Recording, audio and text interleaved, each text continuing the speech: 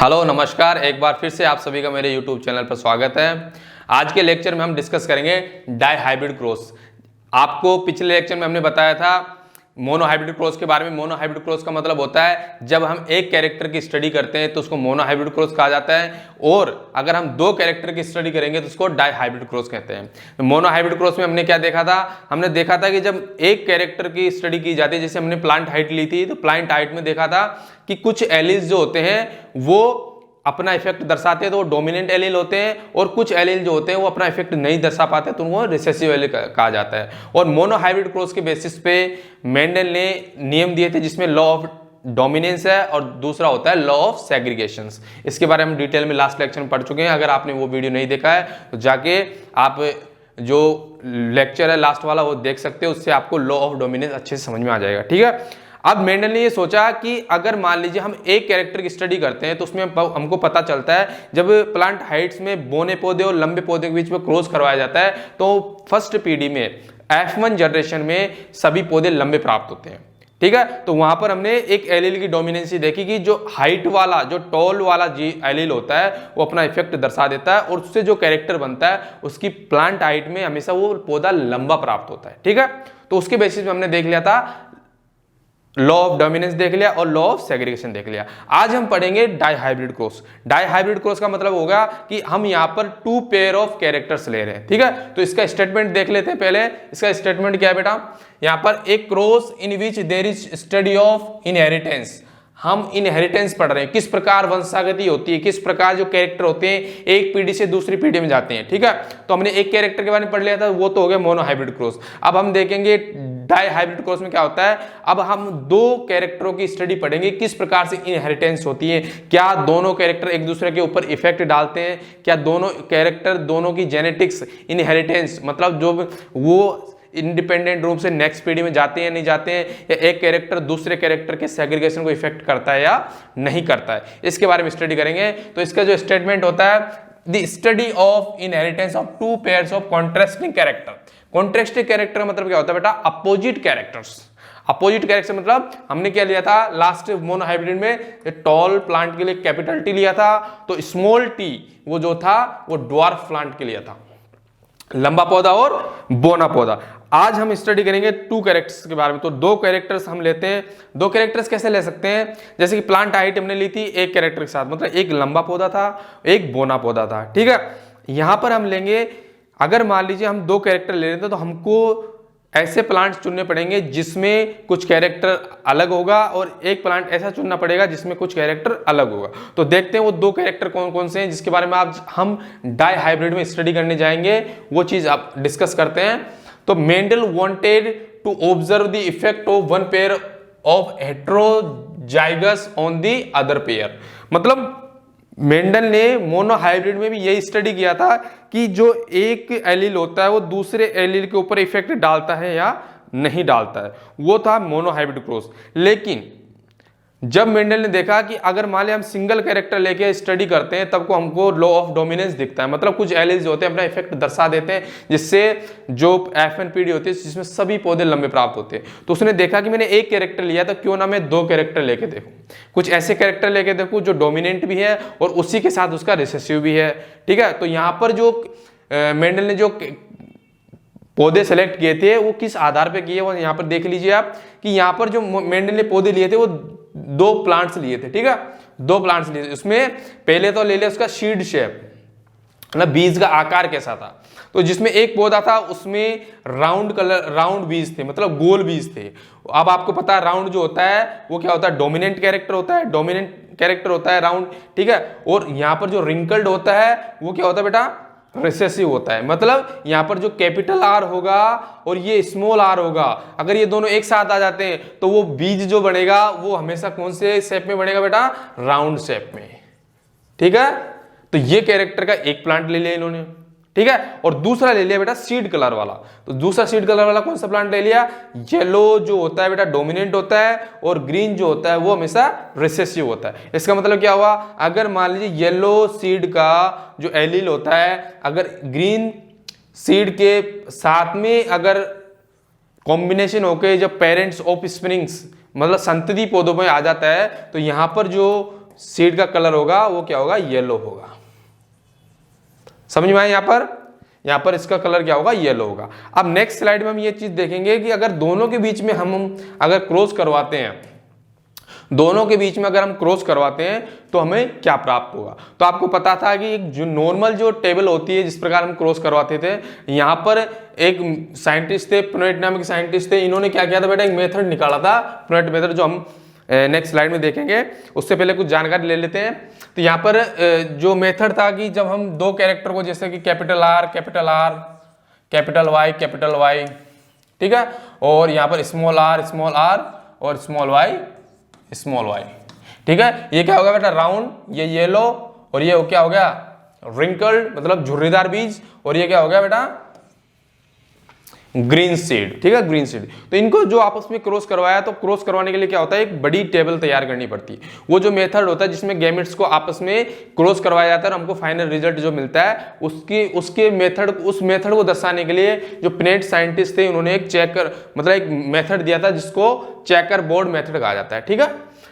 तो first time it was used by the Reginald C Punnett in 1875 to 1967, okay, the representation of generations to analyze in the form of symbols in square। मतलब जो square में हम symbol से लेके, अभी हम next line में पढ़ेंगे, कंफ्यूज होने की जरूरत नहीं है, नेक्स्ट लाइन में हम देखेंगे किस प्रकार से ये जो मेथड था इस साइंटिस्ट के द्वारा किस प्रकार से दिया गया, ठीक है। नेक्स्ट इसकी लाइन है, male gametes is horizontally and female gametes vertically, okay. तो यहाँ पे क्या होता है, जिससे मान ली इस तरह की टेबल बना दी जाएगी, तो मेल गैमेट जो होगा वो हॉरिजॉन्टली, मतलब यहाँ पर जमाएंगे, और जो फीमेल गैमेट्स होंगे वो इस साइड लिखे जाएंगे, और इसमें आपस में इस तरह से क्रॉस करके इनके बारे में लिख दिया जाएगा। हमको नेक्स्ट लाइन पढ़ेंगे, उससे पहले कुछ फॉर्मूलाज देख लेते हैं बेटा। जैसे मान ली किसी भी गैमेट्स के बारे में हमें पता करना हो, किसी भी जाइगोट के बारे में कि भी कितने प्रकार के गैमेट्स बनेंगे, तो उसके लिए फॉर्मूला यूज करते हैं 2 to the power n। और टाइप्स ऑफ जीनोटाइप्स किसी में पता करना हो तो 3 to the power n। ये फॉर्मूलाज होते हैं, इसके ऊपर हम एमसीक्यूज नेक्स्ट लेक्चर्स में करेंगे, तो इनको हम यूज करना सीखेंगे कैसे करते हैं, ठीक है। और number of zygotes produced in by selfing genotype by the 4 to the power n। n जो होते हैं बेटा नंबर ऑफ हेटेरोजाइगस कैरेक्टर होते हैं, ठीक है, हेटेरोजाइगस। जैसे आपको सिंपल एक उदाहरण दे देता हूं, जैसे कि मान लीजिए आपका यहां पर है AA BB, तो यहां पर नंबर ऑफ हेटेरोजाइगस गैमेट्स को कितने होंगे, पेयर्स कितने होंगे, एक तो पेयर ये है और एक ये है। तो यहाँ पर क्या होगा, अगर टाइप्स ऑफ गैमेट्स जानना है आपको, 2 to the power कितनी होगी 2, तो यहाँ पर कितने टाइप के गैमेट्स बनेंगे बेटा, 4 टाइप्स के। ध्यान से सुनना ये बात, 4 टाइप्स के गैमेट्स बनेंगे। अगर जीनोटाइप कितना होगा 3 to the power 2, तो 3 into 3 मतलब हो जाएगा 9 टाइप के जीनोटाइप प्राप्त होगा, ठीक है। उसी टाइम में 4 to the power n के ऊपर आप रख के देख सकते हो, ठीक है। मेन जो हमारे यूज आने वाला है, मान लीजिए यूज तो सभी आएंगे, लेकिन मोस्ट इंपोर्टेंट क्या है कि टाइप्स ऑफ गैमेट्स आप 2 to the power n की फॉर्मूले से निकाल सकते हो। क्योंकि क्या होता है, जब कभी भी एग्जाम्स होती है तो उसमें डायरेक्ट फॉर्मूले के बारे में पूछ लिया जाता है कि अगर मान लीजिए आप किसी भी गैमेट्स के लिए, किसी भी जाइगोट के लिए अगर आप टाइप्स ऑफ गैमेट्स निकालना चाहते हो तो उसके लिए फॉर्मूला क्या होता है, तो 2 to the power n होता है। यहाँ पर आपको सिंपल मैंने समझा दिया है। अगर मान ली इस प्रकार का कोई कॉम्बिनेशन है गैमेट्स का, तो मान ली जाइगोट्स का, तो इसमें क्या होता है, ये दोनों कैरेक्टरों से कितने प्रकार के गैमेट्स बनेंगे, ठीक है। तो यहाँ पर नंबर ऑफ हेटेरोजाइगस पेयर कितने हो गए, 2 हो गए, एक तो कैपिटल ए स्मॉल ए, एक कैपिटल बी स्मॉल बी, तो 2 to the power 2 करेंगे तो कितना आएगा, 4 टाइप्स के गैमेट्स बनेंगे, ठीक है। तो ये हो गए हमारे, इसके बारे में चर्चा हो गई। अब हम बात करते हैं कि मेंडल ने डाई हाइब्रिड क्रॉस में एक्चुअली क्या था। तो हमने, आप इस बात को तो समझ चुके होंगे आप कि मोनो हाइब्रिड क्रॉस में क्या होता है, सिंपल एक कैरेक्टर को लिया गया था, ठीक है, जो प्लांट हाइट थी। अब डाई हाइब्रिड क्रॉस में क्या होगा, 2 कैरेक्टर्स को लेंगे, ठीक है। तो यहां पर देखते हैं वो कौन कौन से 2 कैरेक्टर हैं, आपको मैंने बता भी दिया है कि सीड का शेप लिया है जो कि राउंड और रिंकल्ड हो गया, गोल हो गया और झुर्रीदार हो गया, और दूसरा सीड का कलर लिया, एक तो येलो हो गया और दूसरा ग्रीन हो गया। और आपको पता है राउंड हमेशा रिंकल्ड के ऊपर डोमिनेट होता है और येलो जो होता है वो ग्रीन के ऊपर डोमिनेट होता है, ठीक है। अब देखते हैं मेंडल ने क्या क्या किया था। Mendel crossed yellow and round seed plants with the green wrinkled seeded plants. मतलब मेंडल ने क्या किया कि डोमिनेंट जो प्लांट था एक तो येलो और राउंड सीड वाला, दोनों डोमिनेंट प्लांट है, मतलब एक में एक प्लांट ऐसा लिया जिसमें गोल तो बीज आते हैं और पीले कलर के बीज आते हैं, गोल होते हैं और पीले होते हैं, और दूसरा कैसा होता है झुर्रीदार बीज है और हरे बीज है, दोनों को आपस में क्रॉस करवा दिया। क्रॉस करवाने के पश्चात उन्होंने ये जानना चाहा कि किस प्रकार से एक कैरेक्टर दूसरे कैरेक्टर की जो जेनेटिक्स है, जो इनहेरिटेंस है, उसको किस प्रकार से इफेक्ट करते हैं। ठीक है, तो देखते हैं लास्ट में रिजल्ट क्या निकलता है।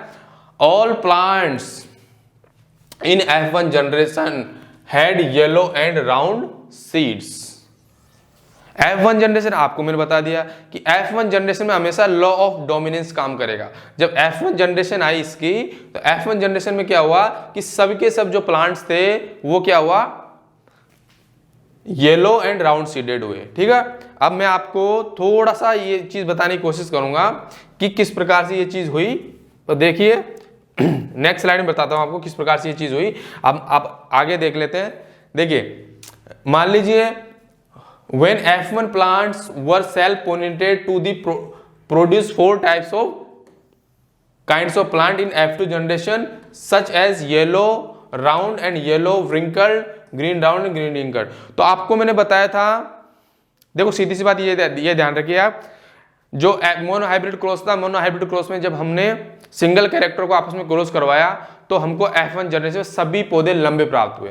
तो यहां पर क्या होगा बेटा, जब हम येलो और राउंड सीड वाले प्लांट्स को रिंकल्ड और ग्रीन वाले सीड वाले प्लांट्स के साथ क्रॉस करवाएंगे तो डेफिनेटली क्या होगा, जो डोमिनेंट जो कैरेक्टर होगा वो हमेशा क्या प्रोवाइड करेगा, अपना इफेक्ट प्रोवाइड करेगा, जिससे फर्स्ट जनरेशन में क्या आएगा बेटा, सभी पौधे राउंड और येलो प्राप्त होंगे। ठीक है, इसको मैं आपको समझाऊंगा नेक्स्ट स्लाइड में। ठीक है, तो अब वहां पर जो जीनोटाइप रेशियो था F1, जो उसमें जीनोटाइप रेशियो क्या था बेटा, जीनोटाइप रेशियो था वहां पर F2 जनरेशन 1:2:1 और फिनोटाइप रेशियो क्या था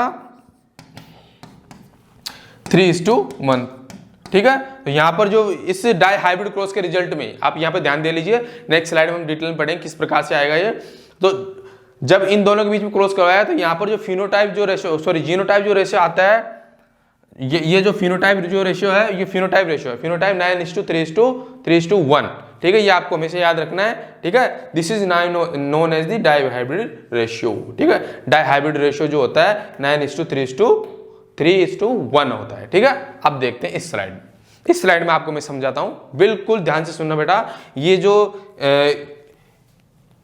क्रॉस है, डाई हाइब्रिड क्रॉस है, इसके अंदर में आपको बिल्कुल ध्यान से समझना किस प्रकार से आपको ये चीज देखनी है। तो अब यहां देखिए, ये जो कैरेक्टर है, ये जो क्रॉस है, इसको बोलते हैं डाई हाइब्रिड क्रॉस। ठीक है, डाई हाइब्रिड क्रॉस है ये।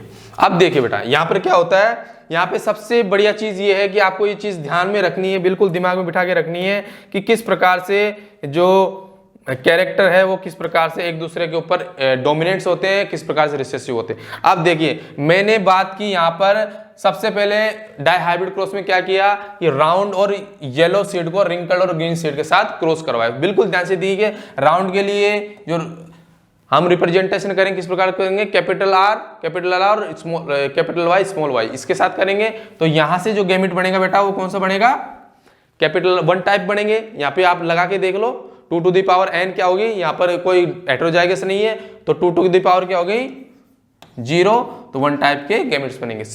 उसी प्रकार क्या होंगे 1 टाइप के गैमेट्स यहाँ पे स्मॉल r स्मॉल y। जब दोनों में क्रॉस करवाया जाता है, दोनों प्लांट्स में क्रॉस करवाया जाता है तो हमको मिलते हैं सभी प्लांट्स क्या मिलते हैं बेटा, F1 जनरेशन में सभी प्लांट्स मिलते हैं राउंड और येलो टाइप के। जैसे ये दोनों कैरेक्टर साथ में आ जाएंगे बेटा, ये दोनों जो एलिस है साथ में आ जाएंगे और यहाँ का जो कॉम्बिनेशन बनेगा वो क्या बनेगा, capital R capital small r और कैपिटल Y स्मॉल y। ठीक है, कैपिटल यहाँ पे वापिस लिख देता हूं मैं। देखिए यहां का जो कॉम्बिनेशन क्या है बेटा, capital R small r capital Y small y। ठीक है, अब देखिए इस प्रकार के जो सारे प्लांट्स मिले हमको राउंड और येलो मिले। अब हम क्या करेंगे, इस प्लांट से हम इनकी जितने भी पौधे हमको प्राप्त हुए हैं सब प्लांट्स में आपस में सेल्फिंग करवा देंगे, सेल्फ पॉलिनेशन करवा देंगे, आपस में ही क्रॉस करवाएंगे। अगर आपस में क्रॉस करवाएंगे तो हमको अच्छे कॉम्बिनेशंस मिलेंगे। इन कॉम्बिनेशंस को दर्शाने के लिए जो स्क्वायर मेथड होता है ना, इसको प्नेट नामक साइंटिस्ट ने दिया था, जो हमने चेकर बोर्ड मेथड बोलते हैं। इसको क्या बोलते हैं? चेकर बोर्ड मेथड बोलते हैं। इसमें क्या हुआ, इसमें हम हॉरिजॉन्टली तो मेल गैमेट्स लेते हैं, ठीक है, हॉरिजॉन्टली क्या लेते हैं? मेल गैमेट्स, और वर्टिकली क्या लेते हैं? फीमेल गैमेट्स लेते हैं। तब इनके सारे गैमेट्स। अब बेटा यहां पर हमने जो फॉर्मूला आपको लास्ट स्लाइड में मैंने बताया कि number of type of gametes कितने बनेंगे। देखिए टाइप ऑफ गैमेट्स कितने बनेंगे? Capital R, small R, capital Y, small Y. अब यहां पर हेटेरोजाइगस पेयर्स कितने बेटा? हेटेरोजाइगस पेयर कितने हैं? 2 हैं। एक तो ये है और एक ये है, तो 2 2 to the power n number कितना हो गया बेटा? यहाँ पर 2 नंबर ऑफ हेटेरोजाइगस पेयर 2 हो गए, तो 2 to the power 2 is equal to 4। तो यहाँ पर कितने टाइप के गैमेट्स बनेंगे? 4 टाइप के गैमेट्स बनेंगे। कैसे?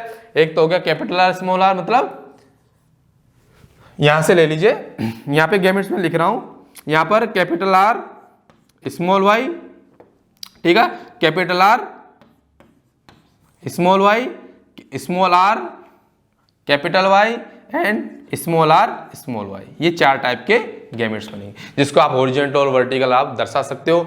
जब इनका कॉम्बिनेशन होगा, आपस में क्रॉस करवाओगे, तो यहाँ पर इस प्रकार से आपको ये रिजल्ट्स प्राप्त होंगे, ठीक है, इस प्रकार से आपको ये रिजल्ट्स प्राप्त होंगे। इसके बेसिस पे अब आपको पता चलेगा कि जो इसमें आपको पता चलेगा कि नेक्स्ट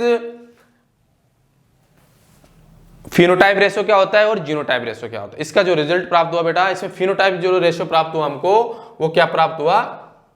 इसमें फिनोटाइप रेशो प्राप्त हुआ 9:3:3:1। याद करो मोनोहाइब्रिड क्रॉस में कितना रेशो था? मोनोहाइब्रिड क्रॉस में रेशो था 3:1, जो कि फिनोटाइप मतलब 3 पौधे बिल्कुल लंबे थे सॉरी, और एक पौधा बोना था। यहां पर क्या हुआ? यहां पर फिनोटाइप रेशियो क्या हुआ कि जो 9 पौधे प्राप्त हुए वो राउंड येलो सीड्स के साथ थे, 3 पौधे राउंड ग्रीन के साथ थे, और 3 पौधे जो थे रिंकल्ड येलो के साथ थे, और रिंकल्ड ग्रीन के साथ एक पौधा था, ठीक है। नंबर ऑफ फिनोटाइप्स क्या हुए? फिनोटाइप्स 1:2:1, मतलब ये तो आपको याद रखना पड़ेगा, 1:2:1, 2:4:2 एंड 1:2:1, ठीक है, ये आपको याद रखना पड़ेगा, ठीक है। उसके अलावा हमको जो नए जो पेरेंटल कॉम्बिनेशन थे, जो पेरेंट्स से प्रेजेंट थे, वो 9 राउंड येलो सीड्स मिले, 1 ग्रीन रिंकल्ड मिला, और उसके अलावा क्या मिले? 3 राउंड ग्रीन सीड मिले और 3 रिंकल्स मिले, ठीक है। यहां पर एक नोट दिया गया है, Mendel obtained new combination in F2 generation due to the independent assortment. तो यहां पर इस डाई हाइब्रिड क्रॉस से नया जो नियम निकल के आया, वो जो लॉ था, जो मेंडल के बाद में साइंटिस्टों ने दिया था, उसको दिया था law of independent assortment. Law of independent assortment दिया था। अब मोनोहाइब्रिड क्रॉस के बेसिस पे 2 नियम पहले दे दिए गए हैं, जिसमें पहला जो क्रॉस था उसको बोलते हैं लॉ ऑफ डोमिनेंस बोलते हैं, और जो दूसरा क्रॉस था उसको बोलते हैं लॉ ऑफ सेग्रीगेशन। यहाँ पर डाई हाइब्रिड क्रॉस के बाद जो साइंटिस्ट ने जो उनका जो लॉ प्रोवाइड किया, वो था लॉ ऑफ इंडिपेंडेंट असॉर्टमेंट। मतलब क्या होता है कि यहां पर कभी भी 1 pair of character will not affect the inheritance of the another pair of character, ठीक है। इसके बारे में हम नेक्स्ट स्लाइड में देखते हैं कि इसका स्टेटमेंट क्या था। तो यहां पर आपको सिंपल सी बात ये याद रखनी है कि यहां पर जो फिनोटाइपिक रेशियो जो आएगा वो 9:3:3:1 आएगा, जो, और वहां पे मोनोहाइब्रिड क्रॉस में क्या हुआ था? मोनोहाइब्रिड क्रॉस में जो फिनोटाइपिक रेशियो जो था वो 3:1 आता है, ठीक है। फिनोटाइप जीनोटाइप हम पढ़ चुके हैं। फिनोटाइप क्या होता है बेटा? फिनोटाइप मतलब जैसा वो हमको बाहरी रूप से दिखाई देता है, जैसे कि लंबा पौधा है तो हाँ भाई लंबा है, हमको ये पता नहीं कि उसके अंदर एलिल्स किस प्रकार से प्रेजेंट है, जीन किस प्रकार से प्रेजेंट है, क्योंकि लंबा तो क्या होता है? कैपिटल टी, सॉरी यहाँ पे क्या होगा? कैपिटल टी ये भी लंबा होगा, और कैपिटल टी स्मॉल टी ये भी लंबा होगा, ठीक है। लेकिन ये हमको जीनोटाइप में पता चलता है भी किस प्रकार से, तो वहां पर जीनोटाइप की रेशो क्या था? 1:2:1। उसी प्रकार यहाँ पर क्या होगा? जो फिनोटाइपिक रेशो जो होगा 9:3:3:1, और जो जीनोटाइपिक रेशो वो आपको मैंने बता दिया। ये चीजें आपको याद रखने की जरूरत है। कभी कभी क्या होता है एमसीक्यूज में आपको डायरेक्टली ये चीज पूछ ली जाएगी, तो आपको बिल्कुल याद रखना है, ठीक है। अब देख लेते हैं कि डाई हाइब्रिड के बाद जो नियम दिया गया था उसका स्टेटमेंट क्या है, ठीक है। तो यहाँ पर जो नियम दिया गया लॉ ऑफ इंडिपेंडेंट असॉर्टमेंट, ठीक है। तो इस नियम की जो खास बात क्या है, द लॉ स्टेट्स दैट, ध्यान से सुनना, the law states that when two pairs of traits, मतलब दो character, two different characters are combined in hybrid, कैसे बेटा, आर ये टू पेयर्स ऑफ ट्रेड्स आपस में एक हाइब्रिड में मिल गए, फर्स्ट जनरेशन में सब राउंड येलो प्राप्त हुआ था, ठीक है। Are combined in a hybrid, segregation of one pair of character is independent the other pair of character. कितनी अच्छी बात कही यहाँ पर, लॉ ऑफ इंडिपेंडेंट असॉर्टमेंट क्या कहता है कि segregation of one pair of character will not affect the segregation of the another pair of character, that is called as the law of independent assortment, ठीक है। तो ये चीज इसका स्टेटमेंट है, ये थर्ड लॉ है नियम का, ठीक है। This is known as the conclusion of independent assortment, it is based on the F2 generation of the dihybrid cross. Exception क्या है बेटा इसका, लिंकेज है। लिंकेज के बारे में हम नेक्स्ट क्लास में पढ़ेंगे। तो लिंकेज इसका मतलब क्या होता है कि जब जीन्स जो होते हैं किसी क्रोमोसोम में प्रेजेंट है, वो अपने जिस प्रकार से एक दूसरे से अटैच्ड होते हैं उसी फॉर्म में वो नेक्स्ट जनरेशन में पास हो जाते हैं, तो जो कैरेक्टर होता है उसमें कोई भी इफेक्ट नहीं दिखाई देता है। तो आज की क्लास में हमने पढ़ा डाइहाइब्रिड क्रॉस के बारे में, जिसमें आप लोग को समझ में आया कि जो लास्ट का जो स्टेटमेंट है, इससे जो नियम निकलता है इस क्रॉस के बाद में, लॉ ऑफ इंडिपेंडेंट असॉर्टमेंट, मतलब एक कैरेक्टर जो होता है वो दूसरे कैरेक्टर के सेग्रीगेशन को कभी भी इफेक्ट नहीं डालता है, ठीक है। तो इसके बारे में अगर मान लीजिए आपको कोई डाउट हो तो आप कमेंट सेक्शन में लिख सकते हो, मैं डेफिनेटली उसका रिप्लाई करूंगा। और अगर आपने मेरे चैनल को सब्सक्राइब नहीं किया है, जाके सब्सक्राइब करो। और जितने भी आपके फ्रेंड्स हैं जो 11th-12th बायोलॉजी साइंस में पढ़ रहे हैं या नीट मेडिकल की प्रिपरेशन कर रहे हैं, नीट एग्जाम की प्रिपरेशन कर रहे हैं, तो आप उनको बोलिए चैनल को सब्सक्राइब कीजिए, उनको शेयर कीजिए और इस तरह सपोर्ट करते रहिए। Thank you so much for watching my videos. मिलते हैं नेक्स्ट वीडियो में। Thank you.